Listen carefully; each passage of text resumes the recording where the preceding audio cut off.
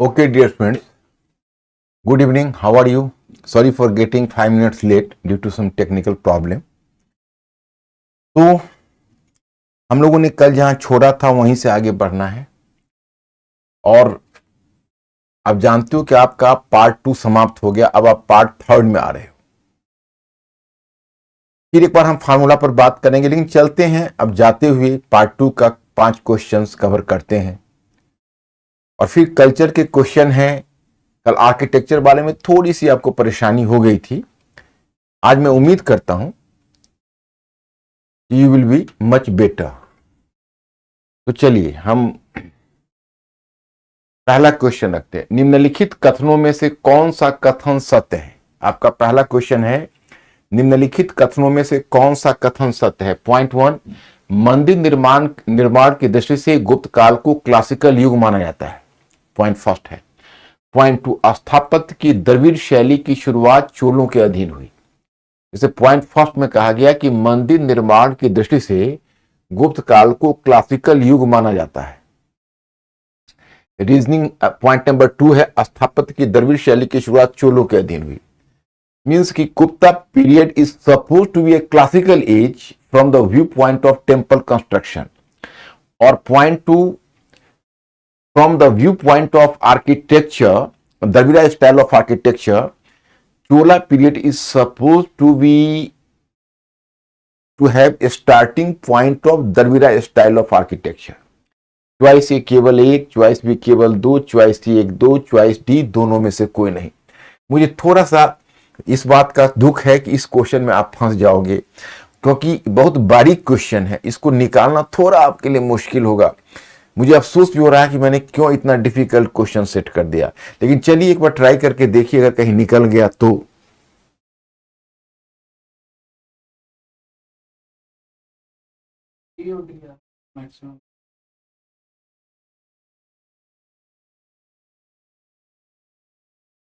अगर डी वाला फार्मूला आपने अपनाया होगा, जैसा कि मैंने कल हिंट किया था, whenever I am going to select the none of the above, तो in 99% cases you can imagine कि that should be the answer, because in very few questions I am giving this sort of choice, you know.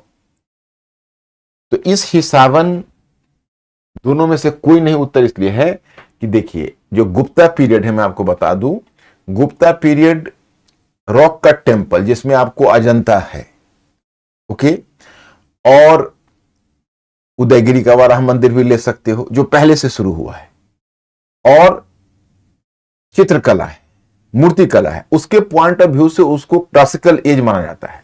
लेकिन जो स्थापत्य निर्माण है, मंदिर निर्माण, वो मंदिर निर्माण बस गुप्त काल में आरंभ हुआ है। It has just started and temple construction is suppose to have reached up to classical status during Rajput period.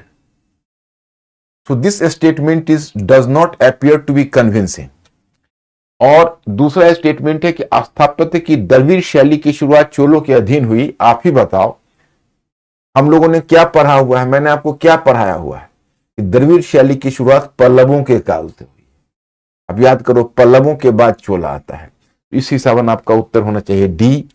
तो आपने इसको करेक्ट, कितने लोगों ने डी किया होगा मिस्टर अंकुर, है ना? क्वेश्चन नंबर 2, भगवान बुद्ध ने भोग विलास तथा शरीर पीड़ा इन दोनों को ही चरम सीमा की इच्छाओं को कहकर उनकी निंदा की है। तो भगवान बुद्ध ने कर्म और पुनर्जन्म के सिद्धांत को स्वीकार किया। मतलब Buddha has denounced both excessive indulgence as well as physical पेनांसेस,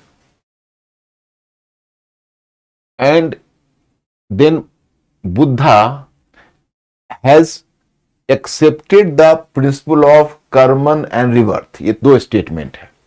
अब इसमें आपसे पूछा जा रहा है उपरोक्त कथनों में से कौन सा कथन सत्य है? चॉइस ए केवल एक, चॉइस बी केवल दो, चॉइस सी एक और दो, और चॉइस डी दोनों में से कोई नहीं, नन ऑफ द अबव।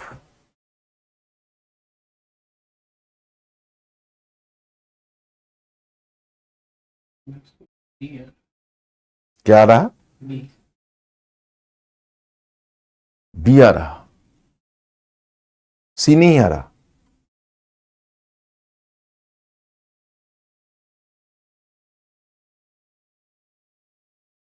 सी क्यों नहीं आ रहा? आप लोग सी क्यों नहीं कर रहे? एक बात बताइए, बुद्धा का क्या है? मध्यम मार्ग।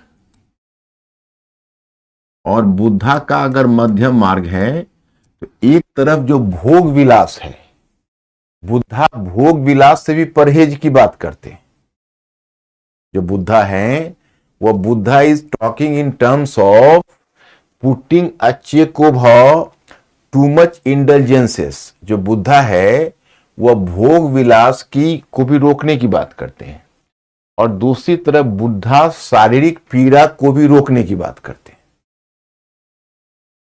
तो दोनों में से एक मिडल पाथ को लेकर चलना पड़ेगा। बुद्ध का जो बेसिक प्रिंसिपल है वह प्रिंसिपल दोनों में से एक मिडल पाथ लेकर चलना होगा। तो इस पर आप जरा सा गौर करिए। तो मध्यम मार्ग है, और भगवान बुद्ध ने कर्म और पुनर्जन्म के सिद्धांत को स्वीकार किया। तो दोनों बातें यहां पर लागू हो जाएगी। एक तरफ बुद्ध ने कर्म और पुनर्जन्म के सिद्धांत को स्वीकार किया, इसलिए आपका उत्तर आएगा यहां सी 1 और 2। क्वेश्चन नंबर 3, षड दर्शन में से एक न्याय दर्शन का प्रतिपादक निम्नलिखित में से किसे माना जाता? यानी which one is suppose to have propounded the philosophy, the Nyaya philosophy? Choice A Ulukanad, choice B Patanjali, choice C Akshapad Gautam, और choice D Kapil. B fast.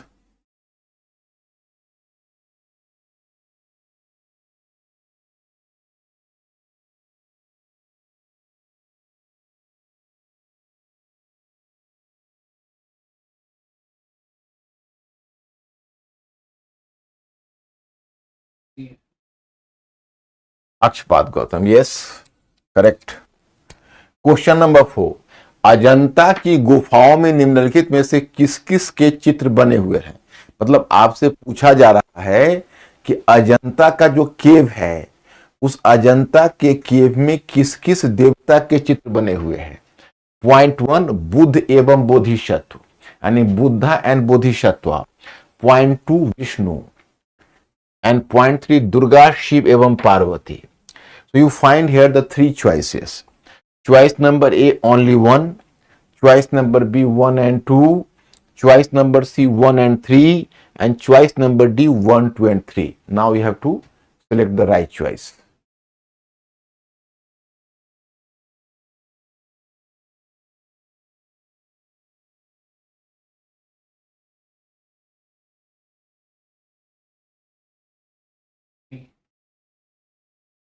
Oh oh, my students, क्या हो गया आजकल तुम लोगों को? तुम लोग कितना बढ़िया परफॉर्मिंग कर रहे थे, थोड़ा सा आप डाइवर्टेड हो जाती हो क्वेश्चन में। एक बात बताओ हमें कि आपको मैंने पहले ही बताया कि अजंता, एलोरा और बादामी, तीनों के बारे में मैंने बताया, तो बताया था कि नहीं? मैंने बताया था कि अजंता केवल बुद्धिज्म से एसोसिएटेड है। आपको याद होगा, मैंने क्वेश्चन भी आपको किया था, यहीं पर करवाया हुआ था। दूसरा मैंने बताया था, मैंने आपको कहा था कि भाई आप जो बादामी है और एलोरा है, तो बादामी एलोरा में बौद्ध पंथ, ब्राह्मण पंथ, जैन पंथ, ये तीनों को ले लो आप। एलोरा में तीनों है। यहां पर आपसे पूछा जा रहा है बुद्ध और बोधिसत्व, ये तो करेक्ट हो गया, लेकिन विष्णु, दुर्गा, शिव और पार्वती, इसको अगर आप अजंता में करते हो तो ये गलत हो गया है। आपका उत्तर होना चाहिए ए, केवल एक। कोई एक किया है कि नहीं? ये था। तो थोड़ा सा मैं स्टूडेंट्स, आप थोड़ा कॉन्शियस बन जाओ। आप एंशिएंट, मेडिएवल और कल्चर में आपका कॉन्सेप्ट क्लियर है, बस थोड़ा सा रिवीजन। और जैसा कि मैंने कहा है, प्रत्येक दिन 20-25 मिनट की बौद्धिक जुगाली, वही आपकी दिमागी क्षमता को भी बढ़ाएगा और बहुत बढ़िया सब कुछ याद हो जाएगा। पॉइंट नंबर 5, निम्नलिखित युग्मों में से कौन सा एक भारतीय षड दर्शन का भाग नहीं है? Which one of is the not part of sixth philosophy? मीमांसा और वेदांत, न्याय और वैशेषिक, लोकायत और कापालिक, सांख्य और योग। जल्दी करिए।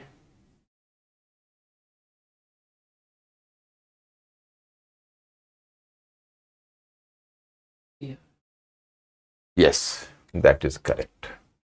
तो चलिए मैं स्टूडेंट्स, अब आप लोग पार्ट 2 को थोड़ा सा रिवाइज करते हुए फिर हम लोग पार्ट 3 में चलते हैं और पार्ट 3 वाले काम को कवर करते हैं। तो सबसे पहले हम क्या करते हैं इसको देखिए।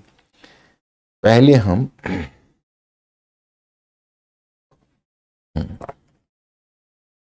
आज का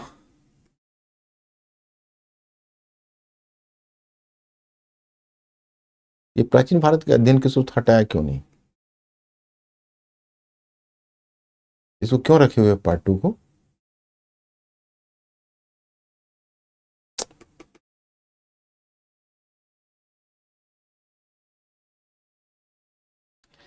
अब सबसे पहले जिस पार्ट को हम लोग करने जा रहे हैं वो पार्ट है, मैं आपको बता दूं, पार्ट 3 है। और पार्ट 3 में आप करने जा रहे हो सल्तनत काल। सल्तनत काल, इसका टाइम पीरियड है 1200 टू 1526 और मुगल काल यानी 1526 ऑनवर्ड्स, 1526 के पश्चात, यही 2 काल है। ओके, अब मैं यहां पर आपको यह बताना चाहता कि ये 2 काल में, सल्तनत काल और मुगल काल, इसमें जैसे हमने पार्ट 2 में, चूंकि आज आप पार्ट 3 में आ गए, तो पार्ट 2 में हमने कौन सा फार्मूला अपनाया था आपको याद होगा। पार्ट 2 में हमने, चूंकि आपको तो जानते हो कि हमें परिवर्तन से पढ़ना है। अब एक्चुअली हुआ क्या है कि आज या कल थोड़ी सी क्वेश्चन आपको गलत हो गया। आप बिल्कुल इस बात को लेकर घबराना मत, आत्म परीक्षण करना, क्योंकि तुमने चेंजेज का ज्ञान प्राप्त किया है। अब जैसे कला है तो कला को मौर्य काल से पकड़ो और लास्ट तक जोड़ के देखो, उस पर थोड़ा सा उसको लिंक करके आपस में सोचो, गुत्थियां सुलझ जाएंगी। जैसे मैं उदाहरण बताता हूं, आपने अलग स्थापत्य कला का विकास देखा, मूर्ति कला का विकास देखा, चित्रकला का विकास देखा। तो बादामी का विकास चालुक्यों के अधीन हुआ है, ओके, और एलोरा का विकास राष्ट्रकूटों के अधीन हुआ है। अजंता का विकास बहुत सारे डायनेस्टीज के अंदर हुआ है, जिसमें गुप्ता भी है। तो अजंता एक ऐसी जगह है जहां जिसका संबंध बुद्धिज्म से है। बाकी जो बादामी है और एलोरा है उसका बुद्धिज्म, ब्राह्मणिज्म, जैनिज्म तीनों से है। तो क्वेश्चन अगर उस फॉर्मेट में आता है तो उस क्वेश्चन को उसी फॉर्मेट में डील करना पड़ेगा। यहां पर आपने जैसे सल्तनत काल देखा, सल्तनत काल के बाद आप मुगल काल देख रहे हो। तो अब इसमें जैसे मैंने आपको बताया कि हम लोग एक तरीका के हिसाब से पढ़ेंगे तो जरूर सफलता मिलेगी। जैसे आपने पार्ट 2 में कैसे उसको पढ़ा था, तो चेंजेज या परिवर्तन के माध्यम से पढ़ा। तो चलिए हम पार्ट 3 में भी वही फार्मूला अपनाते हैं। राजनीतिक, और राजनीतिक में आप जानते ही हो कि हम 2 पार्ट कवर करते हैं। एक पार्ट कवर करते हैं जिसको कहते हैं राजनीतिक विस्तार, जिसमें राज्य, साम्राज्य, राजवंश और शासक, जो मैंने पीछे आपको बताया वही फार्मूला काम करता है। जैसे यहां पर मैं आपको बता दूं, राजनीतिक विस्तार, राज्य, साम्राज्य और राजवंश। उसके बाद आप आते हो प्रशासन पर। तो जो मैंने, देखो ये वही फार्मूला है, कोई नई चीज नहीं है। जैसे राजनीतिक में राज्य, साम्राज्य, दूसरा में प्रशासन पर आए, आर्थिक में कृषि, उद्योग, व्यापार, मुद्राएं और नगरीकरण, सामाजिक में समाज, क्षैतिज और लंबवत विभाग, महिलाओं की स्थिति, और सांस्कृतिक में भक्ति एवं सूफी, भाषा, साहित्य, स्थापत्य कला, चित्रकला और संगीत। तो ये जो सांस्कृतिक वाला पार्ट है, ये हम लोग को कल्चर पार्ट करना है। तो सांस्कृतिक वाला पार्ट मुख्य परीक्षा, देखो अब पार्ट 2 तुम्हारा मुख्य परीक्षा के पॉइंट ऑफ व्यू से भी ज्यादा इंपॉर्टेंट है। पार्ट 3 प्रीलिम्स के पॉइंट ऑफ व्यू से इक्वल, मतलब लगभग बराबर है, लेकिन मेंस पॉइंट ऑफ व्यू से पार्ट 2 ज्यादा इंपॉर्टेंट था।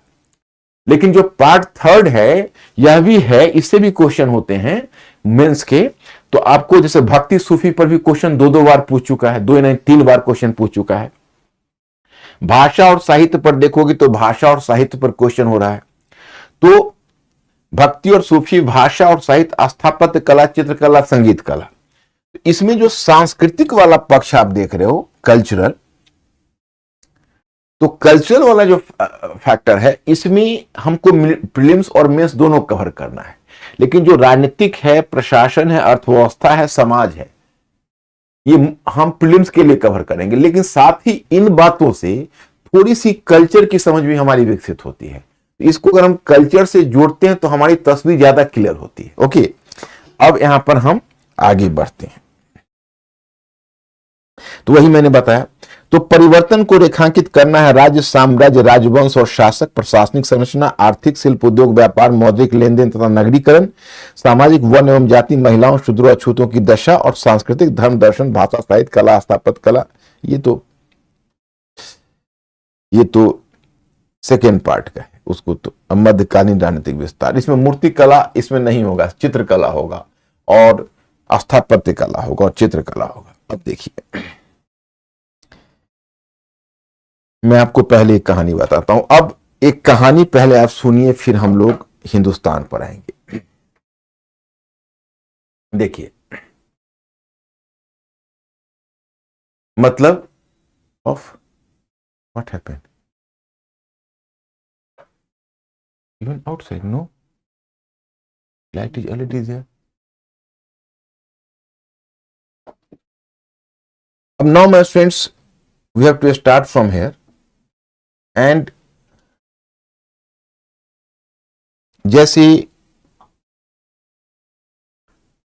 ये है अरब क्षेत्र, ध्यान कर लीजिए, ये है अरब क्षेत्र। कौन सा क्षेत्र है? ये है अरब क्षेत्र। अरब क्षेत्र पर हम नजर डालेंगे तो इसको हम कैसे ईयर मार्क करेंगे?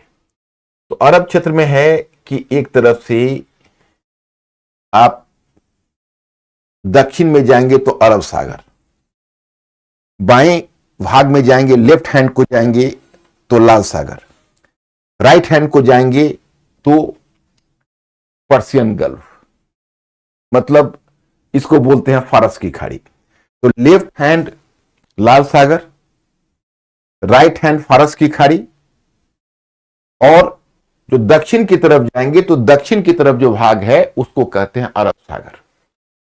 तो ये तीनों के बीच का जो भूभाग है वो भूभाग कहलाता है अरब क्षेत्र। अरब क्षेत्र एक मरुस्थलीय क्षेत्र था, कृषि के विकास के दृष्टिकोण से विकसित नहीं था।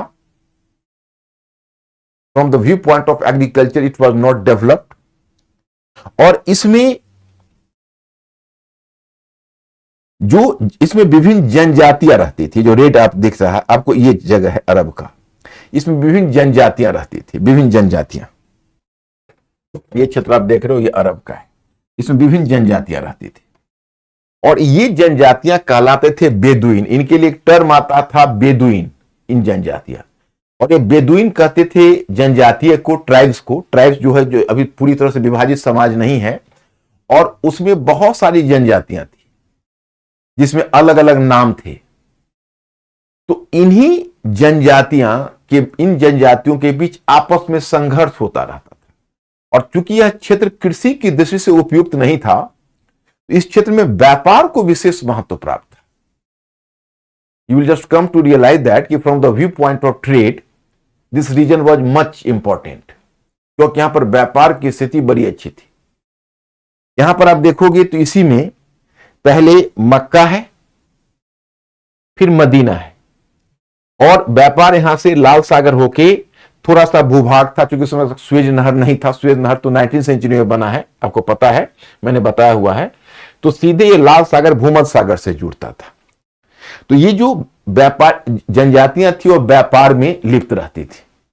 विशेषकर इधर आप देखोगे तो इधर एक साम्राज्य था जिसका नाम था ईरानी साम्राज्य या पर्शियन साम्राज्य, और दूसरी तरफ इधर जो साम्राज्य था उसका नाम था पूर्वी रोमन साम्राज्य या बिजेंटियन साम्राज्य, जो मैंने विश्व इतिहास में आपको बताया है।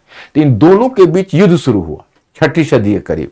तो जितना व्यापारिक कारवा है, जो ट्रेड ट्रैफिक है, वो फारस की खाड़ी से मुड़ गई लाल सागर में। तो इसका फायदा इन जनजातीय लोगों को मिला। तो अब लेकिन अब इसमें समस्या है कि एक तरफ व्यापार की आवश्यकता है कि वो यहां पर व्यापार के पॉइंट ऑफ व्यू से एक्टिव हो, लेकिन दूसरी तरफ वहां एक और समस्या है, उस समस्या को भी ध्यान रखना है। दूसरी तरफ उनकी समस्या यह है कि वो जनजातियां आपस में ही लड़ती हैं, आपस में ही संघर्ष करती हैं, आपस में उनको बहुत ज्यादा कन्फ्लिक्ट होता है। तो कन्फ्लिक्ट होने से यह क्षेत्र हमेशा अशांत रहता था और व्यापार में बाधाएं होती थी। तो अगर पैगंबर मोहम्मद के द्वारा इस्लाम पंथ को चलाया गया, इसका एक उद्देश्य यह भी था कि ये विभाजित जो जनजातीय समाज है उसको एकता के एक सूत्र में बांध सके। और एकता का सूत्र क्या था? तो एकता का सूत्र था इस्लाम। इस्लाम के माध्यम से उनको एकता के सूत्र में बांधा जा सके। तो चलिए, ये जो पूरा का पूरा क्षेत्र है, ये क्षेत्र में धीरे धीरे वो अपने आप को संगठित करने लगे और एकता के सूत्र में बांधने का प्रयत्न करने लगे। 7वीं सदी में, जिसको आप इस्लाम कहते हो, पैगंबर मोहम्मद को अल्लाह का संदेश मिला, ला इलाहा इल्लल्लाह मोहम्मद रसूलुल्लाह, मतलब ईश्वर एक है, यानी अल्लाह एक है और मोहम्मद उनके पैगंबर हैं। तो ये संदेश मिला, उन्होंने इस संदेश को दुनिया में फैलाने का निर्णय लिया और उनको उनके जो धर्म उन्होंने चलाया उसका नाम है इस्लाम। इस्लाम का मतलब हुआ समर्पण, और उनके जो फॉलोअर्स बने वो कहलाया मुसलमान। मुसलमान का मतलब हुआ वे जिन्होंने समर्पण कर दिया है। तो धीरे धीरे क्या हुआ, अब मैं यहां पर एक चीज बताता हूं। जो मक्का के आसपास आप देखोगे तो यहां पर चूंकि बहुत सारी जनजातियां बसती थी, तो अधिकांश जनजातियां मूर्ति पूजक थी। अधिकांश जो जनजातियां थी वो मूर्ति पूजक थी, माने वो आइडल वर्शिप करती थी और उन्होंने अपने अपने देवता, उनके अलग अलग देवता थे। लेकिन जब पैगंबर मोहम्मद ने इस्लाम धर्म चलाया तो उन्होंने निराकार ईश्वर की बात की। मैं निराकार और साकार अद्वैतवाद में आपको समझा चुका हूं। मतलब उनका कहना था कि गॉड इज सेपलेस। तो जब उन्होंने निराकार ईश्वर की बात की, वैसे लोगों को तकलीफ होने लगी जो मूर्ति पूजा करते थे। उसी में क्या हुआ कि मक्का में पैगंबर मोहम्मद को रहना मुश्किल हो गया, उनका बहुत तगड़ा प्रतिरोध होने लगा और एक आध बार तो उन पर हमला भी हो गया। तो पैगंबर मोहम्मद अपने फॉलोअर के साथ मक्का से मदीना आ गए। यह घटना 622 ईस्वी की है। इस घटना को इस्लाम के इतिहास में कहा जाता है हिजरी संवत, दैट इज कॉल्ड हिजरी संवत। और फिर मदीना में ही पैगंबर मोहम्मद ने शक्ति ग्रहण की, अपने फॉलोअर्स की एक सेना बनाई और फिर फॉलोअर्स को सेना बनाने के बाद उन्होंने वहां से मक्का की तरफ, चूंकि एक्चुअली था क्या कि मक्का जिन्होंने पैगंबर को विरोध किया था उसके साथ व्यवस्था थी कि मक्का का जो व्यापारिक कारवा था वो मदीना होकर जाता था। तो पैगंबर ने अपने समर्थकों की एक सेना खड़ी कर दी और वो जो कारवा जाता था उस कारवा पर हमला करने लगी। तो अब मक्का का व्यापार चलना ठप हो गया। तो उनके जो फॉलोअर्स ने जब कारवा पर हमला किया तो अंत में मक्का वालों ने सरेंडर किया और फिर पैगंबर मोहम्मद ने 630 ईस्वी में मक्का पर कब्जा कर लिया।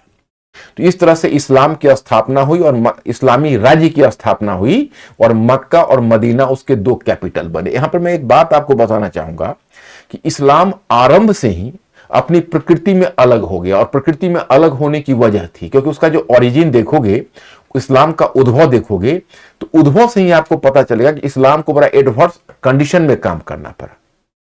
इतना एडवर्स कंडीशन में इस्लाम अगर पैगंबर मोहम्मद बुद्धा और महावीर की तरह नॉन वायलेंट रहते, यानी अहिंसक होते, तो इस्लाम धर्म आरंभ होते ही समाप्त हो जाता। वो स्थिति हो गई क्योंकि पैगंबर को जिस तरह का विरोध हुआ उसमें पैगंबर अगर शक्ति अर्जित नहीं करते तो इस्लाम सरवाइव नहीं करता। तो इसलिए आप देखोगे कि जो बाकी धार्मिक पंथ है और इस्लाम है उन दोनों में एक बड़ा अंतर है। जो बाकी धार्मिक पंथ है उन धार्मिक पंथ के बारे में आप यह जानोगे कि जो अन्य धार्मिक पंथ है उसके विषय में कहा जाता है कि अन्य धार्मिक पंथों में जो धार्मिक शक्ति है, आध्यात्मिक या धार्मिक नेतृत्व है, वह एक निकाय में होता है और जो राजनीतिक शक्ति होती है, पॉलिटिकल पावर, दैट ले in another entity. But in Islam you will find an exception because the political leadership and religious leadership both were combined into a single person. And who was that person? Prophet Muhammad. मतलब क्या, इस्लाम की एक विशेषता यह है कि उसमें जो राजनीतिक शक्ति और धार्मिक शक्ति है, वो राजनीतिक और धार्मिक शक्ति दोनों एक ही व्यक्ति में निहित हो गई और वह व्यक्ति कोई और नहीं थे, वो व्यक्ति थे पैगंबर मोहम्मद। इस तरह से जब पैगंबर मोहम्मद ने इस्लाम पंथ चलाया उन्होंने राजनीतिक शक्ति और धार्मिक शक्ति दोनों एक ही व्यक्तित्व में निहित कर दी। तो इस्लाम को शुरू से ही धार्मिक नेतृत्व भी जिस व्यक्ति के पास था, धार्मिक व्यक्तित्व जिस एंटिटी के पास था, जैसे पहले तो पैगंबर स्वयं थे और पैगंबर के बाद खलीफा थे, तो पैगंबर पहले और फिर पैगंबर के बाद खलीफा, वो धार्मिक हेड भी थे, धार्मिक मुखिया भी थे और पैगंबर राजनीतिक मुखिया भी थे। दोनों शक्ति को कंबाइन कर लिया। इसलिए एक बात तुम देखोगे, इस्लाम में धर्म और राज्य इन दोनों में एकता है। यह समस्या आज भी आ रही है। अब तो शायद तुम लोग विश्व इतिहास के उस भाग को भूल चुके होगे, हालांकि मैं भूलने की अनुमति तो नहीं दूंगा। मैं तो यही कहूंगा अपने स्टूडेंट से कि थिंकिंग क्रिएचर बनो और इन बातों को नहीं भूलो। आपको याद है वेस्टफेलिया की संधि, और वेस्टफेलिया की संधि के साथ आधुनिक राज्य व्यवस्था की शुरुआत, माने आधुनिक राष्ट्रीय राज्य की शुरुआत हुई। माने modern nation state came into existence after the treaty of Westphalia. जरा अंकुर मेरे स्टूडेंट से पूछो, क्या उनको वेस्टफेलिया की संधि याद है या भूल गए? Please give me the information.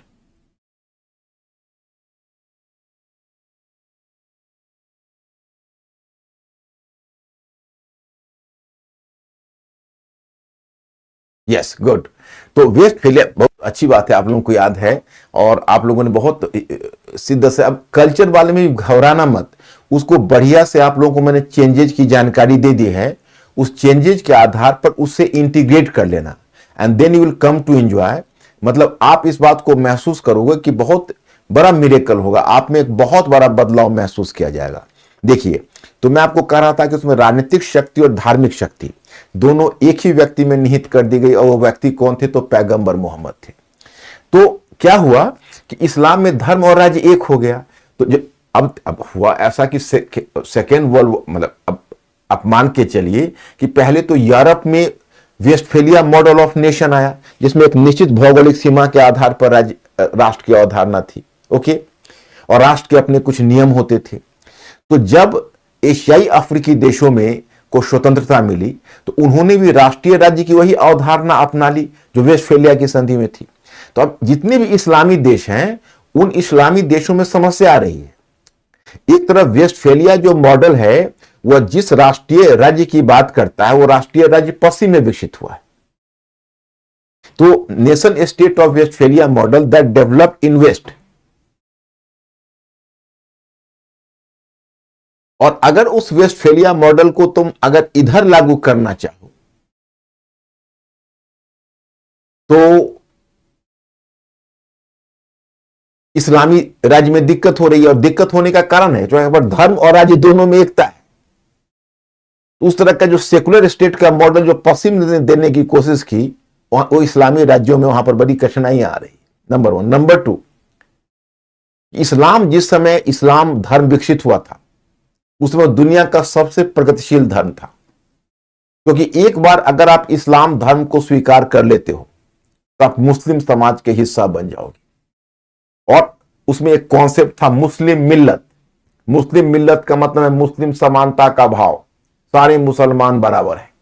इस तरह की जो धारणा थी, वो धारणा वहां विकसित हुई, मुस्लिम मिल्लत की अवधारणा विकसित हुई। तो मैं आपको यह बताना चाहता कि इस्लाम के आगमन ने बहुत सारे इन प्रॉब्लम्स को, मतलब एक कह सकते हो कि इसने एक समानता पर आधारित समाज की रूपरेखा प्रस्तुत की थी कि आप अगर इस्लाम कबूल कर लोगे तो मुस्लिम समाज का हिस्सा बन जाओगे। इसलिए क्या हुआ कि इस्लाम की शुरू में बड़ी तरक्की हुई। खैर 632 ईस्वी में पैगंबर मोहम्मद का देहांत हो गया, और उसके बाद उनके उत्तराधिकारी का प्रश्न हुआ। तो उन्होंने अपने उत्तराधिकारी तो नहीं चुना था, लेकिन उनके बाद जो उनके उत्तराधिकारी हुए, वो पहला खलीफा हुए, उनका नाम था हजरत अबू बकर। तो हजरत अबू बकर पहला खलीफा हुए, और उन्होंने मतलब अवाम को, माने उसको कह सकते हो कि इस्लामी अवाम को या मुस्लिम मिल्लत को लीड किया। तो इनका टाइम पीरियड है ये 632 से चले, ये तो 2 ही वर्ष इन्होंने ये रहे। फिर दूसरे खलीफा हुए, उनका नाम था हजरत उमर। हजरत उमर। तीसरे खलीफा हुए, उनका नाम था हजरत उस्मान। और चौथे खलीफा हुए, उसका नाम हुआ हजरत अली। अब देखिए, हजरत अली के समय जाकर इस्लाम में एक विवाद शुरू हो गया, क्योंकि हजरत अली थे वो मोहम्मद पैगंबर के दामाद थे, उनकी बेटी फातिमा का पति और उनके भतीजा भी थे। तो कुछ मुसलमानों का मानना था कि देखिए, हजरत जैसे पैगंबर मोहम्मद का सच्चा उत्तराधिकारी तो हजरत अली ही है, और आरंभ के जो 3 खलीफा हैं वो तो हड़प करता है। तो जो इस प्रकार की धारणा को लेकर चलते थे, जो हजरत अली की परंपरा से अपने आप को जोड़ते थे, वो कहलाए शिया। और जो बहुसंख्यक मुसलमान थे, उनका कहना था कि नहीं, मोहम्मद पैगंबर के जो आरंभिक 3 उत्तराधिकारी है, वह मोहम्मद पैगंबर के 3 उत्तराधिकारी हजरत अबू बकर, हजरत उमर और हजरत उस्मान है। जो हजरत अली है वही हड़प करता है। तो जो ऐसा मानते हैं, इन तीनों की परंपरा को मानने वाले कहलाए सुन्नी। तो यहीं से शिया और सुन्नी का विवाद शुरू। अब मैं आपको बताना चाहता कि जैसे पैगंबर मोहम्मद ने जिस समय, उस समय पैगंबर मोहम्मद के समय जो जिहाद का नारा दिया गया था, धर्म युद्ध का, वो इसलिए कि उस समय इस्लाम को सरवाइव करना था।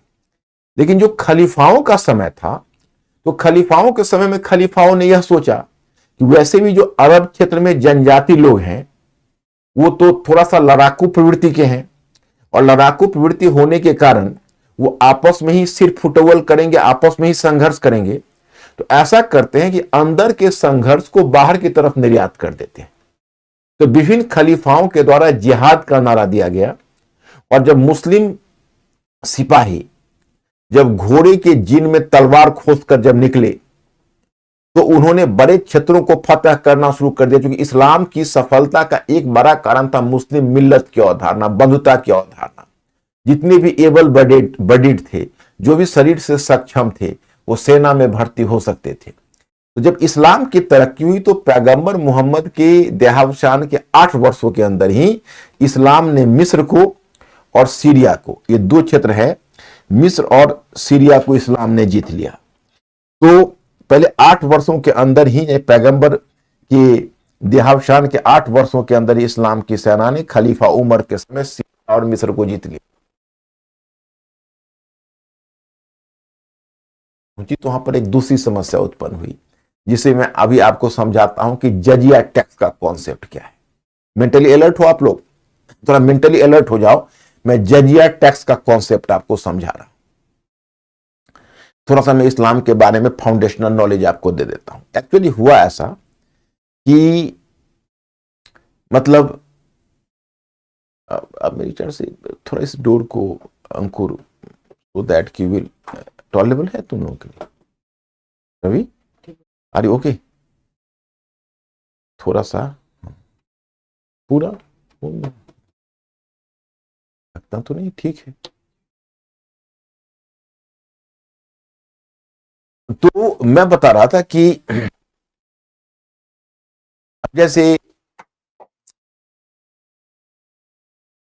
इस्लाम में पैगंबर मोहम्मद ने जो होली कुरान है उसमें लिखा, लेकिन उन्होंने कुछ बातों को स्पष्ट नहीं किया था। जिसमें एक बात यह थी कि लिखा गया था कि जो गैर मुसलमान है उनके लिए काफिर शब्द का प्रयोग किया गया, और काफिरों से अपेक्षा की गई कि वे इस्लाम धर्म को कबूल कर ले। तो बाद में क्या हुआ कि पैगंबर मोहम्मद ने ऐसा इसलिए कहा कि उनको लगा कि इस्लाम एक सच्चा धर्म है, और अगर लोग इससे वाकिफ हो जाएंगे और सच्ची ढंग से उन्हें अगर लोगों तक पहुंचा दिया जाए, तो लोग संभवतः इसको स्वीकार कर लेंगे।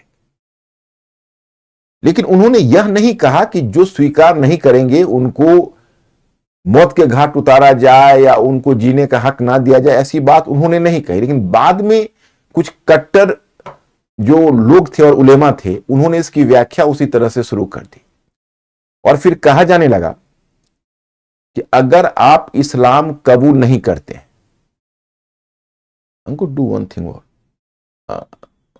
I think you open that one door and this door you have to open, and that will make you comfortable slightly, I think. तो and even third, all the three doors. So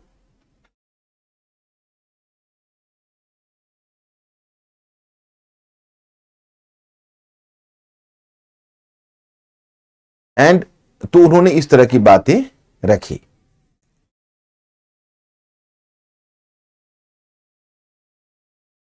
But actually you have to be conscious about the sound level because you are already having the mic. Do you understand my point? Yes. If any disturbances, major disturbances, you have to be fast and you should not Yes. wait for my instruction and you have to be fast and then close it. So my point is, तो कहा गया कि भाई जो इस्लाम है, इस्लाम के विषय में एक धारणा प्रकट की गई। तो बाद में जो कुछ कट्टर उलेमा थे उन्होंने घोषित किया कि देखिए अगर आप इस्लाम कबूल नहीं करते तो आप काफिर हैं और काफिर को विकल्प दिया जाना चाहिए इस्लाम अथवा मृत्यु का। मतलब कि अगर आप इस्लाम कबूल नहीं करते हैं तो आप मृत्यु का वर्ण कर लीजिए, दूसरा कोई रास्ता नहीं। तो अब तक तो जहां पर वो फैले हुए थे सब मुसलमान ही थे, लेकिन जब सीरिया और मिस्र पर उन्होंने कब्जा किया तो पहली बार उनका सामना एक ऐसे समुदाय से हुआ जहां पर एक अच्छी खासी यहूदी जनसंख्या थी और ईसाई जनसंख्या थी, इस सीरिया में भी और मिस्र में भी। तो अब सवाल उठता है अब क्या किया जाए, क्योंकि अगर इन्हें कहा जाएगा कि आप इस्लाम कबूल करिए नहीं तो मृत्यु को वरण कर लीजिए, तो they will prefer death than Islam. क्योंकि उस समय लोग धर्म को बहुत दिल से लेते थे और मरना पसंद करते थे। तो थियरी में तो कहना आसान है, लेकिन प्रैक्टिस में इतने लोगों को मारना तो संभव है नहीं। तो ऐसी स्थिति में खलीफा ने एक बीच का रास्ता निकाला। कहा कि ऐसा करते हैं, आप लोग समझना मेरी बात को, कि काफिर को भी हम दो पार्ट में बांट देते हैं। मैंने गैर मुसलमान को हम दो पार्ट में बांट देते हैं। तो गैर मुसलमान का एक पार्ट उसने कहा कि ऐसे मुसलमान कि जो मुसलमान तो हैं, तो गैर मुसलमान का मतलब ऐसे गैर मुसलमान जो मूर्ति पूजक नहीं है। मैंने उनका कहना था कि गैर मुसलमानों को भी तो दो पार्ट में बांट दीजिए। तो गैर मुसलमान में आपको ईसाई और यहूदी भी हुए। तो जो मूर्ति पूजक नहीं है और जिसके धर्म का आधार कोई ग्रंथ है, तो आप जानते हो कि यहूदी पंथ का आधार ओल्ड टेस्टामेंट है और ईसाई पंथ का आधार न्यू टेस्टामेंट है।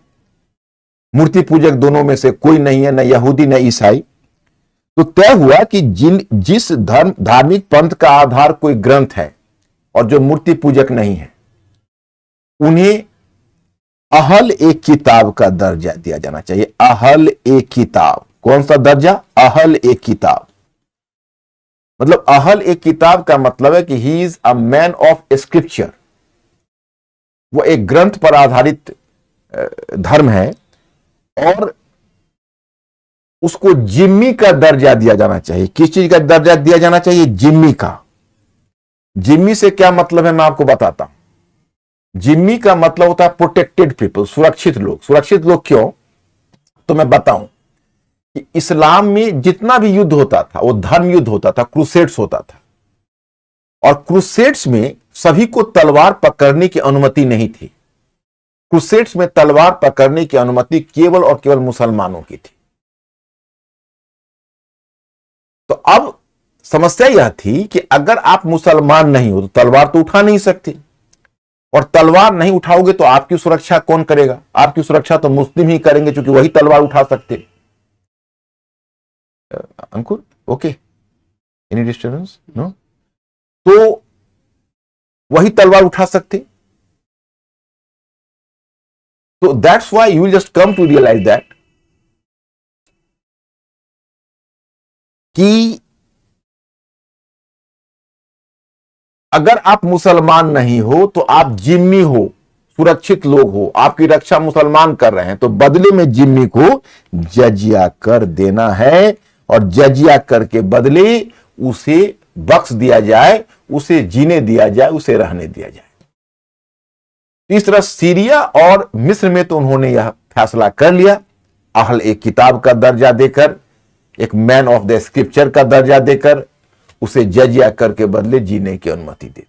लेकिन आगे बताऊंगा, जब अल हज्जाज का दामाद मोहम्मद बिन कासिम ने 712 ईस्वी में सिंध को जीता, तो सिंध को जीतने के बाद उनका सीधा सामना ऐसे समुदाय से हुआ जो आउट एंड आउट काफिर था। तो अब समस्या खड़ी हुई कि अभी आउट एंड आउट जो काफिर है उसके साथ क्या किया जाए, क्योंकि अब उनका सामना हिंदुओं से हुआ जो मूर्ति पूजक थे, और साक्षात मूर्ति पूजक थे, वो अहल एक किताब नहीं थे। तो जो अरब आक्रमणकारी आए थे उनको लगा कि व्यावहारिक रूप में तो संभव है नहीं कि इतनी बड़ी हिंदू जनसंख्या को हम तलवार के बल पर धर्मांतरण करवा दें। तो पता है उसने क्या किया, उसने अहल एक किताब को भी वही काफिर को भी उन्होंने वही दर्जा दे दिया जो दर्जा उन्होंने अहल एक किताब को दिया था। Close it.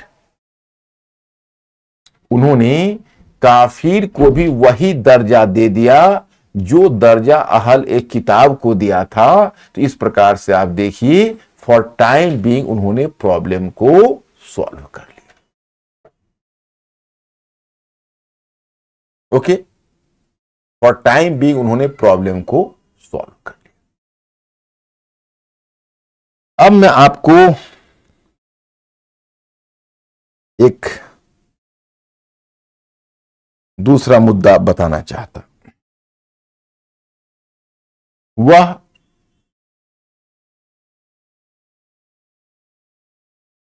तो हो गया काफिर और अहले किताब का। अब मैं थोड़ा सा आपको एक दूसरी तरफ ले जाना चाहता। अब देखिए, तो इस तरह अब सीरिया और मिस्र में इस्लाम का प्रसार हुआ, फिर इस्लाम की सेना ने ईरान को जीत लिया, इराक को जीत लिया, फिर इस्लाम की सेना पहुंच गई मध्य एशिया।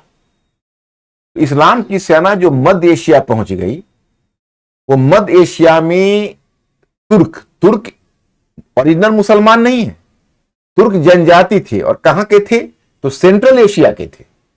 आज का जो हमारा पाठक है, हमारा श्रोता है, वह मुसलमान और मुसलमान के बीच का फासला भी नहीं समझ पा रहा है। उसको लग रहा है सारे मुस्लिम समुदाय एक। ऐसा नहीं हुआ। वर्ल्ड में इस्लाम अलग अलग गया, अलग अलग क्षेत्र में गया और अलग अलग समय में गया। मैं आपको बताऊं, जैसे पहले हम आते हैं जो मुस्लिम खलीफा हुए, तो मैंने शुरू में आपको बताया, इसको आप ऐसे समझिए कि पहले आरंभ में मैंने आपको 4 खलीफा के बारे में बताया, अबू बकर, उमर, उस्मान और अली। ये 4 खलीफा निर्वाचित खलीफा कहे गए, और ये 4 खलीफाओं ने शासन किया 632 से 661 के बीच। उसके बाद क्या हुआ कि खलीफा का पद वंशानुगत हो गया, क्योंकि अंतिम खलीफा अली की हत्या हो गई, उनके पुत्र हसन और हुसैन की भी हत्या हो गई, और उन्हीं का ही एक गवर्नर था, सीरिया का गवर्नर, उसका नाम था मुआविया। तो मुआविया ने खलीफा के अगेंस्ट में विद्रोह कर दिया और अपने मुल्क की स्थापना कर ली थी सीरिया में, और फिर खलीफा के पद पर उसने कब्जा कर लिया था। उसके बाद खलीफा का पद सीरिया में वंशानुगत हो गया, और उन खलीफा का नाम पड़ा उमैया वंश का खलीफा। और उमैया वंश के खलीफा का जो काल है, उमैया वंश के खलीफा का जो काल है, वह काल है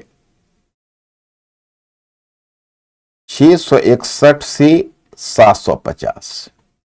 और इनका सीट ऑफ पावर कहां था? सीरिया के दमिश्क में। ध्यान रखना, अब हो गया खलीफा का पद वंशानुगत, और इसका जो सीट ऑफ पावर है वह सीरिया के दमिश्क,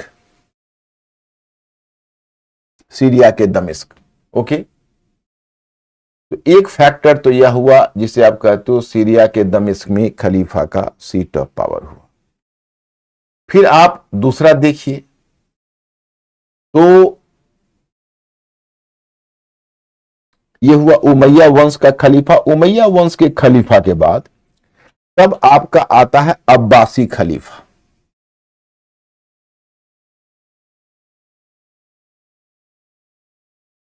अब्बासी खलीफा, अब्बासी खलीफा ने 750 ईस्वी से 1253 तक शासन किया। अब्बासी खलीफा का सीट ऑफ पावर था बगदाद। मैं आपको बताऊं, ये खलीफा का जो, जैसे बगदाद कहाँ है, इराक में है, तो इराक में इसका सीट ऑफ पावर था। और जो अब्बासी खलीफा थे, वो मैं आपको बताऊं कि आज लोग इस्लाम का देख रहे हैं कि भाई आज उसको, उसके बारे में तरह तरह की भ्रांतियां फैली हुई है, लेकिन मैं बताऊं कि इस्लाम जिस समय उत्पन्न हुआ था उस समय के प्रगतिशील धार्मिक पंथ था। यह बात है कि बाद में वो रेनेसां की प्रक्रिया से नहीं गुजरा, नहीं तो जिस समय इसकी स्थापना हुई थी, जिस समय इसका उद्भव हुआ था, उस समय it was a progressive sect. और फिर मैं इस्लाम के विषय में आपको बताऊं कि इसकी एक विशेषता यह भी रही कि इस्लाम जब आगे बढ़ता है, धीरे धीरे इस्लाम के रूप में भी परिवर्तन होता है। और अब्बासी खलीफा के समय तुम देखोगे कि इस्लाम एक दुनिया का कल्चरल एम्बेसडर बन गया था। जो अब्बासी खलीफा जो बगदाद में थे, उनका जो सीट ऑफ पावर था, वो सीट ऑफ पावर जो अब्बासी खलीफा का था वो बगदाद था। और बगदाद उस समय विद्वानों का मिलन स्थल था। दुनिया भर के विद्वान बगदाद में संरक्षण पाते थे। और बगदाद में दो खलीफा ऐसे थे, एक खलीफा का नाम था, जो बगदाद के खलीफा थे, उस बगदाद के खलीफा में एक खलीफा का नाम था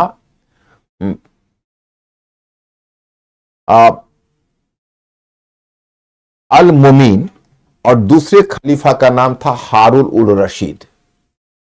तो अल मोमीन और हारून उल रशीद जैसे जो खलीफा हुए, हारून उल रशीद, इन खलीफा के विषय में कहा जाता है कि विद्वानों के बहुत बड़े संरक्षक थे, बहुत बड़े संरक्षक थे अल मोमीन और हारून उल रशीद।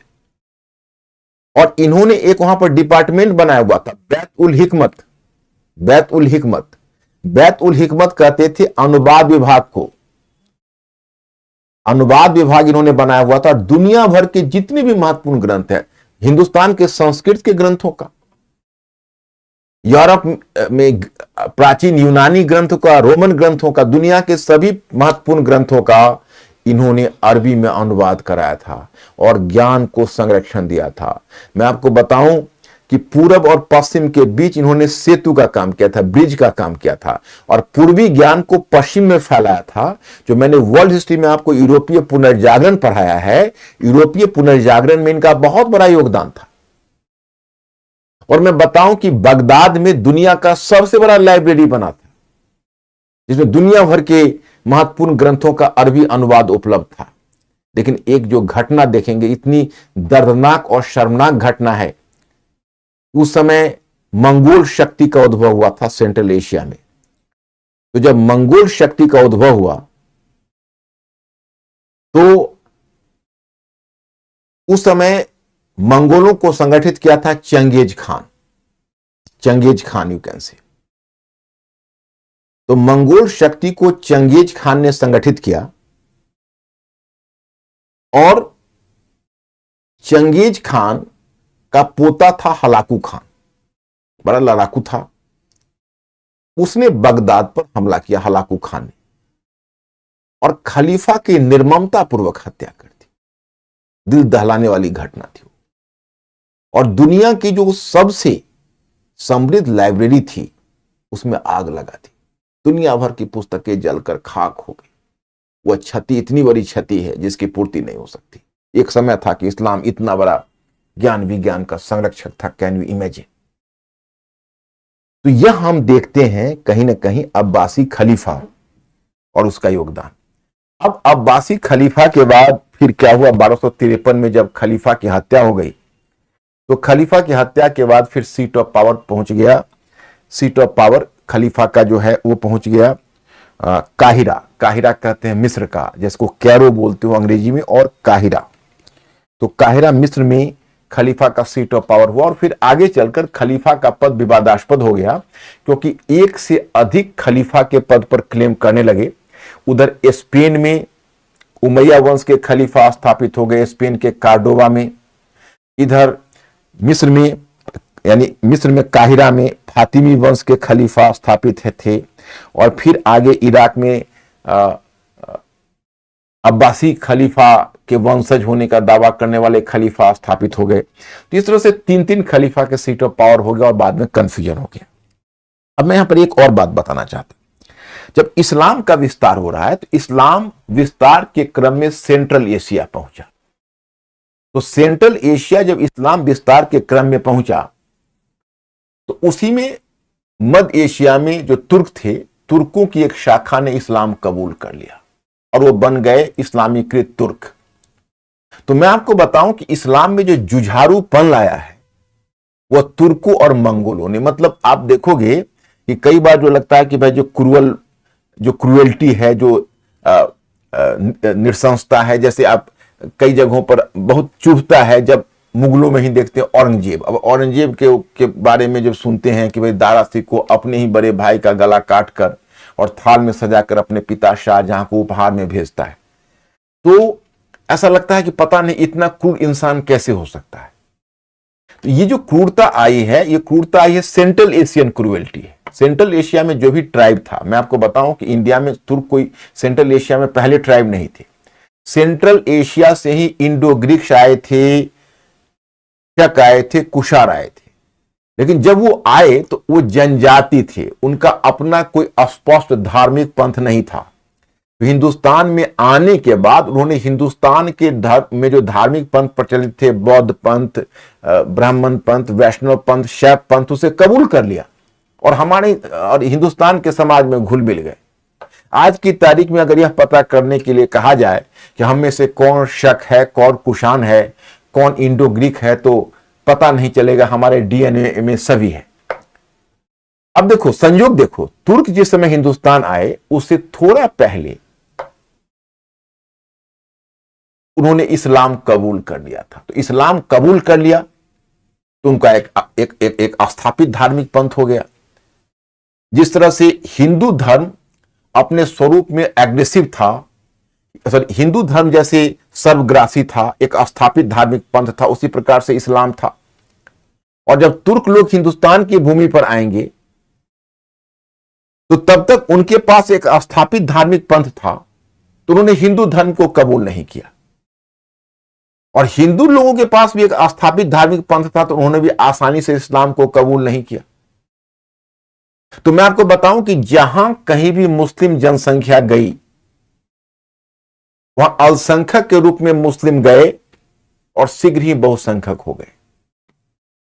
हिंदुस्तान एक ऐसा अपवाद था जहां मुसलमान अल्पसंख्यक के रूप में गए और अल्पसंख्यक ही रह गए, उनको बहुसंख्यक का दर्जा नहीं मिल पाया। सॉरी, हिंदुस्तान एक ऐसा मुल्क था जहां मुसलमान अल्पसंख्यक के रूप में ही थे और अल्पसंख्यक ही रह गए, लेकिन बाकी जगहों पर इतने बड़े पैमाने पर धर्मांतरण कराया कि शीघ्र ही वे बहुसंख्यक हो गए।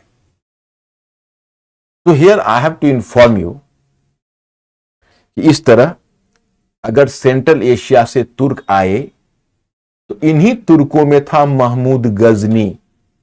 जैसे मैं आपको बताऊं कि क्या होता था, वो चीज आपको समझ में आ जाएगी। जैसे देखिए, यहां पश्चिम एशिया में एक इस्लामी साम्राज्य था और उधर मध्य एशिया में तुर्क थे। तो तुर्क में पहले, इस्लाम कबूल करने से पहले की बात बता रहा हूं।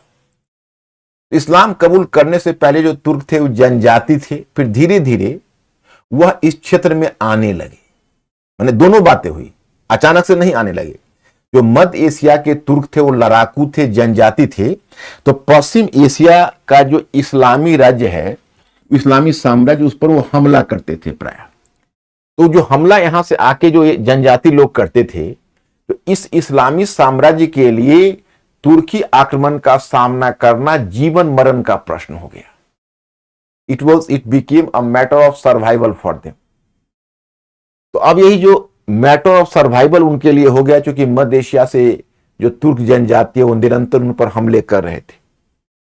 तो उसी क्रम में कुछ तुर्क ऐसे भी थे जो वहां से आकर इस्लाम धर्म को स्वेच्छा से कबूल करते और इस्लामी साम्राज्य के अंतर्गत वे अंगरक्षक का पद, सिपाही का पद, छोटे छोटे पद को कबूल करते और उनमें सैनिक प्रतिभा कूट कूट कर भरी हुई थी। तो सैनिक प्रतिभा के बल पर शीघ्रता से ऊपर उठते जाते।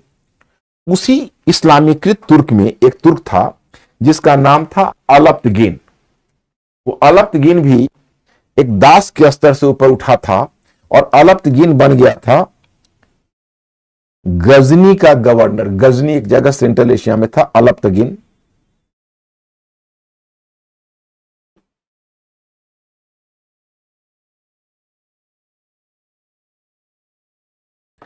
अलप्तगीन गजनी का गवर्नर बन गया।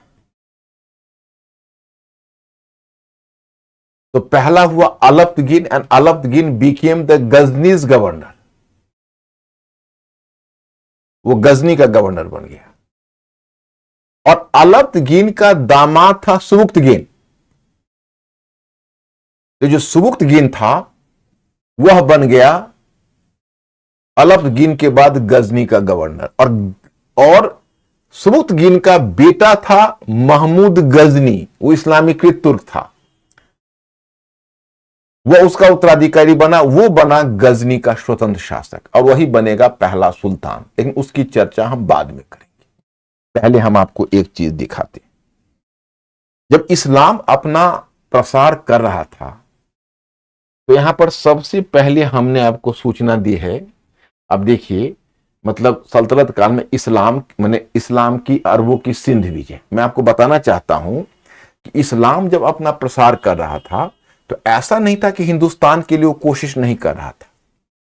इस्लाम की सेना बार बार हिंदुस्तान की तरफ हमला कर रही थी और हिंदुस्तान को जीतने का प्रयत्न कर रही थी। तो इसी क्रम में आपको सूचना मिलती है कि इस्लाम को सफलता नहीं मिली। जैसे पहले कहा जाता था प्राय कि भाई मध्य एशिया और पश्चिम एशिया की तुलना में जो भारतीय राज्य है वो पहले ये कहा जाता था कि भारत के जो राजपूत राज्य है वो इस्लामी आक्रमण का सफल मुकाबला नहीं कर सके और ताश के पत्तों की तरह ढह गए। लेकिन मैं आपको बताऊं कि नहीं, मध्य एशिया और पश्चिम एशिया के राज्यों की तुलना में जो हिंदुस्तान है उसने एक लंबे समय तक इस्लामी सेना का सामना किया। एक लंबे समय तक उसने सामना किया और वो ताश के पत्तों की तरह ढहा नहीं। 90 वर्ष लगे इस्लाम की सेना को भारत के एक आउटस्कर्ट पर पांव जमाने में। और वो आउटस्कर्ट क्या था? सिंध। इस समय गजनी, जैसे आप देखोगे ना सेंट्रल एशिया में एक जगह है गजनी, तो गजनी का गवर्नर था जिसका नाम था अल हजाज। उसका दामाद था मोहम्मद बिन कासिम। तो मोहम्मद बिन कासिम ने सिंध विजय की योजना बनाई। इसकी एक वजह थी, तात्कालिक कारण तो कुछ और था। श्रीलंका के शासक ने कुछ उपहार भेजा था खलीफा को, तो वही सिंध के पास से जब वो जहाज जा रहा था तो किसी समुद्री डाकू ने लूट लिया। इस पर अल हजाज ने सिंध के शासक दाहिर से उसका हर्जाना मांगा कि तुम माफी मांगो और हर्जाना दो। तो दाहिर ने कहा कि यह हमारे भूभाग में नहीं लूटा गया है, यह हमारे भूभाग से बाहर समुद्र में, इसका हर्जाना हम नहीं देंगे। वही बना बेसिक एक्सक्यूज। और उसी एक्सक्यूज के आधार पर मोहम्मद बिन कासिम ने सिंध पर आक्रमण किया और 712 ईस्वी में उसने सिंध को जीत लिया। लेकिन सिंध को मोहम्मद बिन कासिम ने तो अवश्य जीता, लेकिन फिर भारत की भूमि पर उसे फैलने का मौका नहीं मिला। जैसे आप देखोगे कि सिंध को जीता, लेकिन सिंध को जीतने के बाद अब जो मोहम्मद बिन कासिम है इसने यहां सिंध को जीता, लेकिन उसके बाद उधर बढ़ना चाहा तो इधर कश्मीर के शासक ललितादित्य ने रोक दिया, यहां चालुक शासक ने रोक दिया, यहां राष्ट्रकूट शासक ने रोक दिया। तो वो चारों तरफ से घिर गया। गुर्जर प्रतिहारों ने आगे रोक दिया। तो एक तरह से सिंध विजय करने के बाद जो इस्लाम की सेना है वो बहुत ही छोटे से क्षेत्र में सिमट कर रह गई और उसे विस्तार करने का मौका नहीं मिला। अब जो अगला विस्तार होगा वह तुर्कों के अधीन होगा। जो टर्क टर्क हैं, टर्कों के अधीन अगला विस्तार होने वाला है और हम लोग अगला विस्तार की चर्चा तुर्कों के अधीन करेंगे। आज मैं थोड़ा सा शॉर्ट, थोड़ा यहाँ पर कुछ टेक्निकल प्रॉब्लम है, इसलिए आज मैं थोड़ा आपके क्लास को पहले ऑफ कर रहा हूं। मैं फिर कल आपका क्लास लूंगा फ्राइडे को, तो आज मैं यही रुकता हूं। I will start tomorrow. Okay, thank you very much, see you.